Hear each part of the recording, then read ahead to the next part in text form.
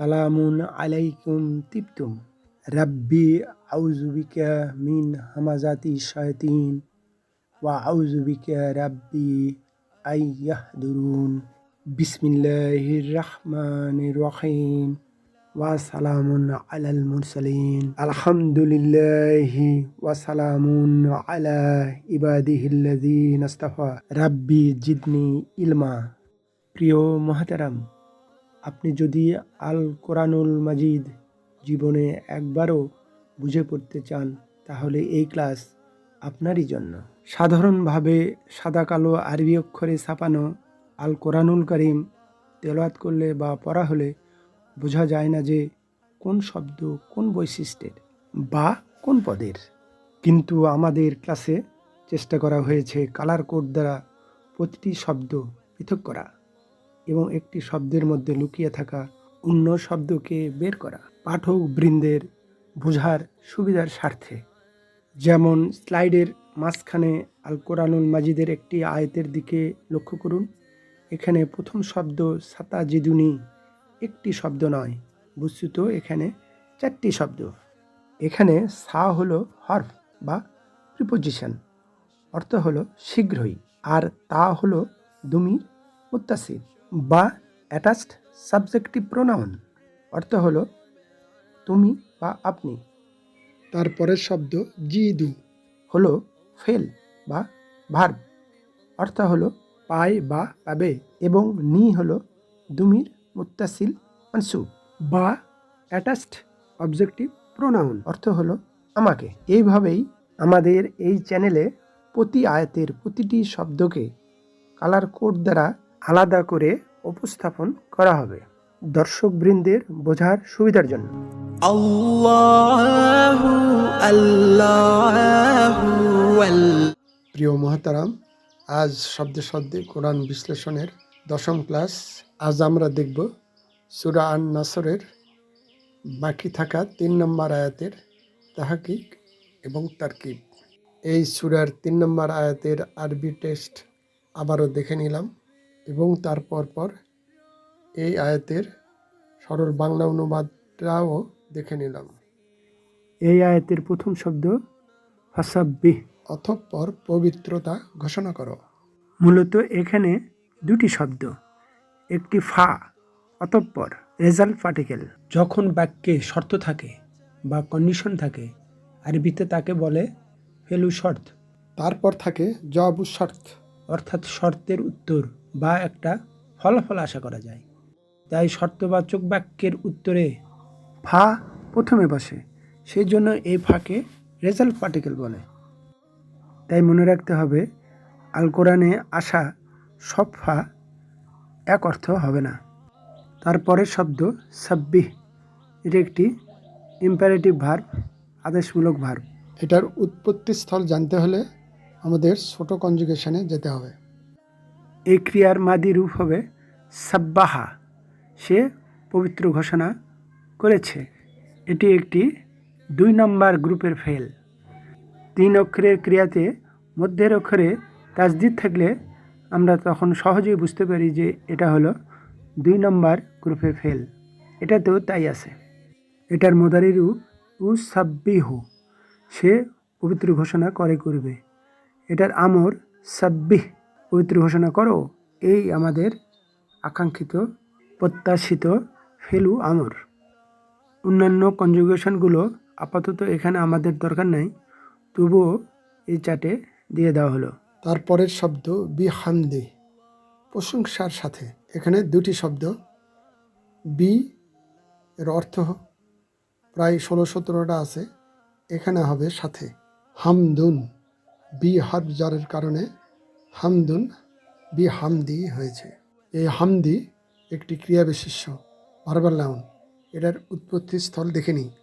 এটি 1 নম্বর গ্রুপের অন্তর্ভুক্ত সি সাবগ্রুপ বা সামিয়া ইয়াসমাউ সাবগ্রুপের একটি ক্রিয়া। এটার মাদি রূপ হবে হামিদা, সে প্রশংসা করেছে। এটা মোদারি হবে ইয়াহমাদু, সে প্রশংসা করবে। এটার আমর হবে ইহমাদ, প্রশংসা করো। এভাবে প্রতি ধাপে কনজুগেশন করতে করতে আমরা 15 নম্বর ধাপে আমরা পাবো হামদুন মাজদার। এটাই আমাদের প্রত্যাশিত শব্দ। পরের শব্দ রাব্বিকা, তোমার রবের বা তোমার প্রতিপালকের। এখানে বেসিক্যালি দুটি শব্দ, একটি হলো রাব্বুন, এটা মুদাফ ইলাহি হামদির, এই জন্যই এটা মাজরুর হয়েছে। আবার মুদাফও কায়ের, যেটা আন্তার শর্ট ভার্সন এবং মাজরুর অবস্থা, আন্তার মাজরুর অবস্থা। তুমি না হয়ে হবে তোমার। পসেসিভ প্রোনাউন, অধিকারী সর্বনাম। 4 নম্বর 4-এর একটি অ্যাটাচড প্রোনাউন। গুরুত্বপূর্ণ একটি নোট হলো এই প্রোনাউনগুলো সবসময় ইসম বা নাউনের সাথে যুক্ত হবে, কখনোই ফেল বা ভার্বের সাথে যুক্ত হবে না।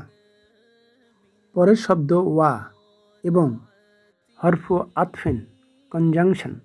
পরের শব্দ ইস্তাগফির, এটি একটি 10 নম্বর গ্রুপের ইম্পারেটিভ সেন্টেন্স, আদেশমূলক ক্রিয়া।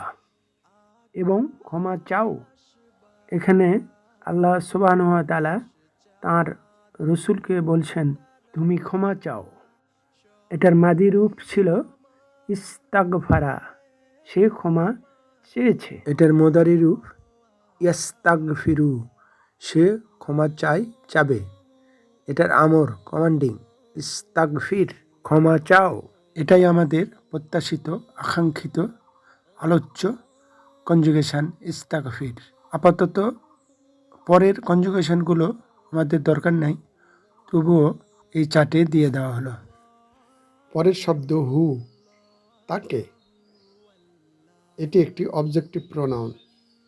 এটি যদি কোনো ইসমের সাথে যুক্ত হতো, এই হু একই শব্দটি, তাহলে তা হতো পসেসিভ প্রোনাউন। যেহেতু এটি ক্রিয়ার সাথে যুক্ত হয়েছে, এখন তা হবে অবজেক্টিভ প্রোনাউন।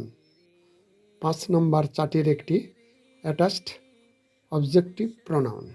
এখন আমরা এই আয়াতের প্রথম অংশের শব্দে শব্দে বাংলা অনুবাদ দেখব, কালার কোড সহ এবং সাথে সাথে গ্রামাটিক্যালি লেবেলিং।